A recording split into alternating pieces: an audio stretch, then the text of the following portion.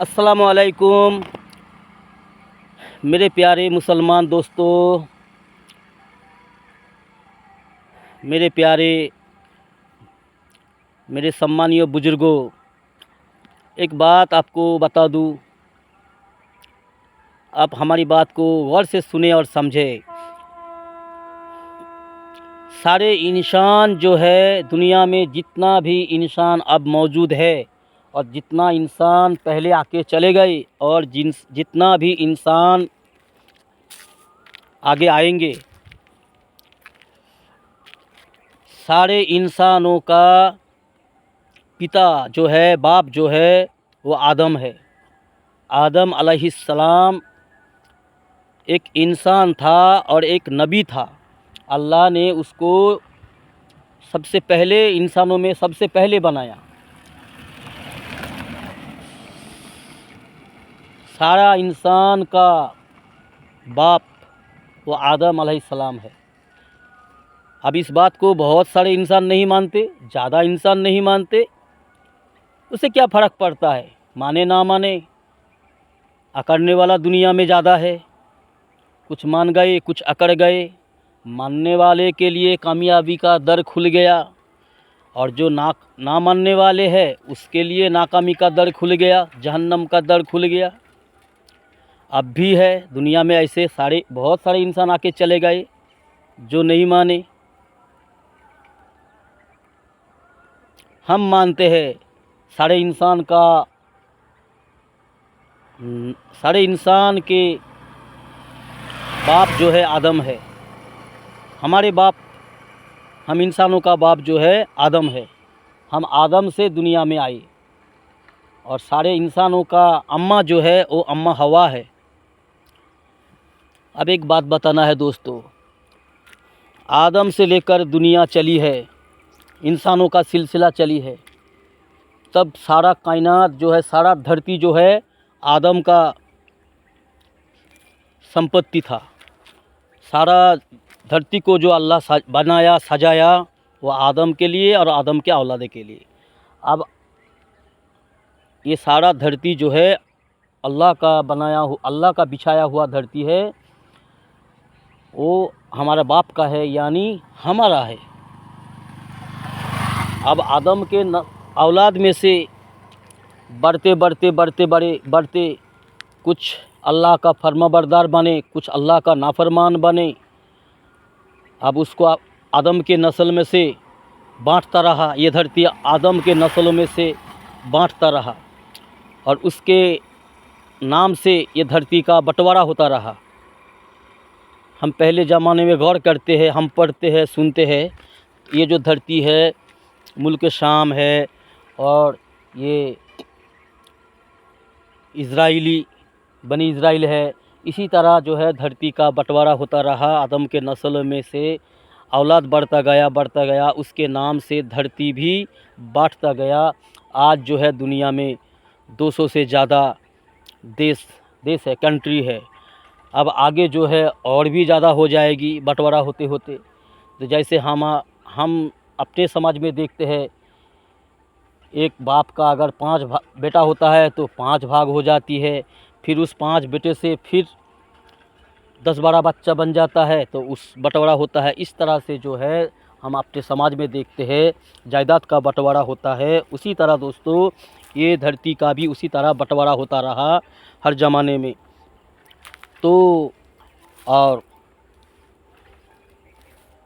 मेरे यारों, मेरे दोस्तों, आदम की नस्ल में से दुनिया चली है और एक दिन इस सारे नस्ल को एक दिन अल्लाह मिटा देगा और इस सारे इंसानों से अल्लाह सवाल भी करेगा कि अपनी ज़िंदगी को कहाँ कहाँ जाया किया है।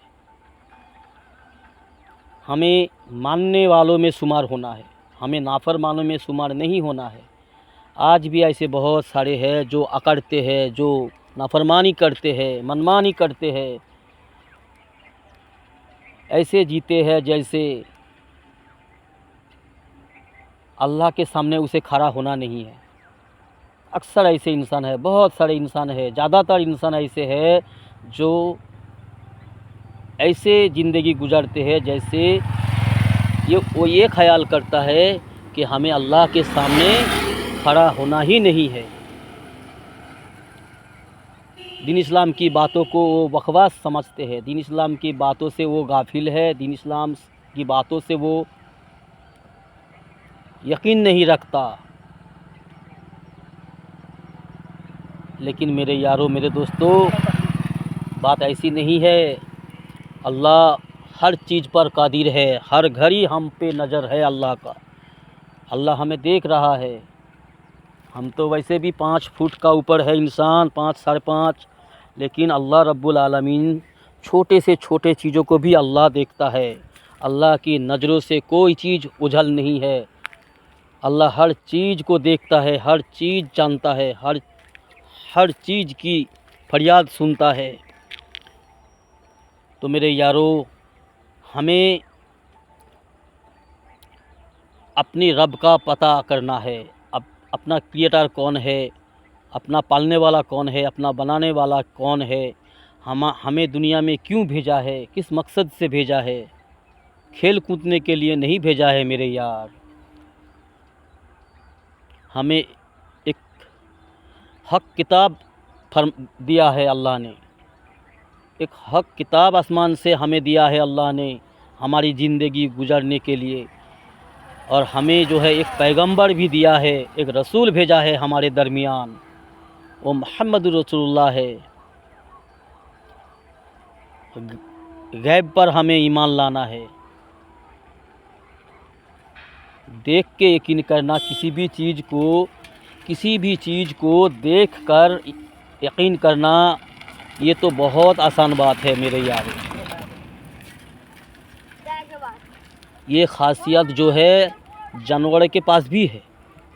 वो डंडा देख के भागता है जी, वो बूटी देख के सामने आता है जी। तो इंसान के लिए कानून और है, इंसान के लिए एक अच्छा कानून है, क्योंकि आजमाइश के लिए इंसान को अल्लाह ने बनाया है, जानवरों को नहीं। इंसान को आजमाने के लिए अल्लाह ने बनाया है, और आजमाइश के बाद भी एक रिजल्ट आउट होगा।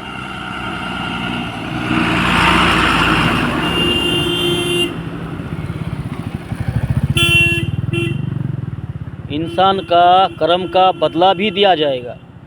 अगर इंसान गैब पर ईमान रखता है, जो देखे बिना समझ में आता है, लेकिन इंसान को जो है शैतान भटकाता है। जो चीज़ नहीं देखता वो समझ में आता है इंसान को। ये खासियत इंसान के अंदर है। जो चीज़ नहीं देखता उस बात को समझने की इस्तेदाद दिया है इंसान को, समझ सकता है और समझ में आता है। फिर भी इंसान जो है अकड़ता है। शैतान इंसान को जो है बहका के, धोखा दे के गुमराही की तरफ ले जाता है शैतान।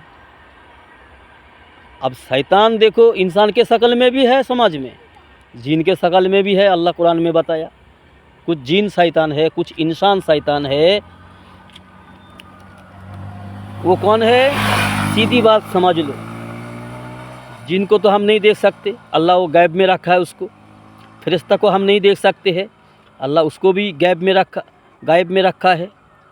लेकिन इंसान को देख सकता है। अब इंसान में शैतान किसे बता रहा है, वो इंसान शैतान है, लेकिन तुम उसे कह नहीं सकते, कहने की इजाज़त नहीं है। तुम उसे डायरेक्ट शैतान नहीं कह सकते, लेकिन तुम्हें समझ लेना चाहिए। तुम्हें उससे जो है दूर रहना है, तुम्हें उससे बच के रहना है। वो इंसान शैतान है जो तुम्हें अल्लाह के रास्ते से रोके, अल्लाह के रास्ते से तुम्हें दूर ले जाए, हक रास्ता में चलने से तुम्हें रुकावट बने, गलत रास्ते में तुम्हें बुलाए, गलत काम की तरफ बुलाए, जुआ की तरफ, शराब की तरफ, जिना की तरफ। चाहे लड़का के शक्ल में हो, चाहे लड़की की शक्ल में हो, चाहे वो अपना अपना आदमी क्यों ना हो, अपना दोस्तों में हो, अपना रिश्तेदारों में हो, जो तुम्हें अल्लाह से दूर करने की कोशिश कर रहा है, जो तुम्हें दुनिया की लालच दिखाता है, जो तुम्हें दुनिया की तलबगार बनाता है, जो तुम्हें शैतान को राज़ी करने की रास्ते में ले जाता है, गुनाह के काम में गुनाह की काम की दावत देती है,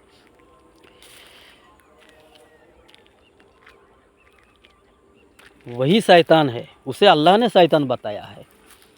अब हाँ, अगर तुम सबसे मिलजुल के रहो, तुम कोशिश करो कि हम भी हक रास्ते पर चलेंगे, अल्लाह के राह में चलेंगे, और हम उस दोस्त को भी जो अल्लाह से दूर है उसे भी हम अल्लाह के रास्ते में लाएंगे।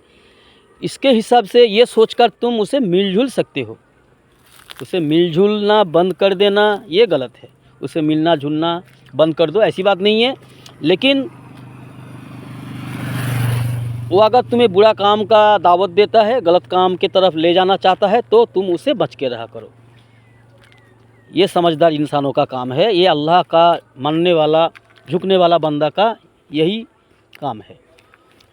इसे जो बच गया सारी गलती से, शैतान की वसवसा से, शैतान की धोखे से, वही इंसान समझदार है दोस्तों। तो जो है हमें समझदार बनना है। हमें जो है अल्लाह की नाफरमान नहीं बनना है, रसूल की इताअत करने वाला बनना है, रसूल की नाफरमान उम्मत नहीं बनना है। हमें जो है कामयाब होना है, नाकामी से बचना है। ये ख्याल से हमें ज़िंदगी गुजारना है। ये कोशिश में लग रहना है कि हमारा रब हमसे राज़ी हो जाए, हम नाकामी से बच जाए, कैसे हमारा अल्लाह खुश हो जाए। हमें इस कोशिश में लग रहना है। ज़्यादा से ज़्यादा वक्त जो है अल्लाह की हुक्म को ढूंढ कर पूरा करना है। रसूलुल्लाह सल्लल्लाहु अलैहि वसल्लम की सुन्नत को हमें जो है तलाश करना है। रसूलुल्लाह सल्लल्लाहु अलैहि वसल्लम का सुन्नत क्या है, कैसा है, रसूलुल्लाह सल्लल्लाहु अलैहि वसल्लम का ज़िंदगी गुजारने का तरीका कैसा था, ये हमें सोच कर समझ कर हमें अमल करके ज़िंदगी गुजारना है। अल्लाह हम सबको दीन इस्लाम की राह में चलने वाला बना दे, रसूलुल्लाह सल्लल्लाहु अलैहि वसल्लम की इताअत करने वाला बना दे, हमारा ख़त्मा बिल खैर फरमा दे। हमें अल्लाह गुमराही की रास्ता से हिफाजत फरमाएँ। अल्लाहुम्मा आमीन।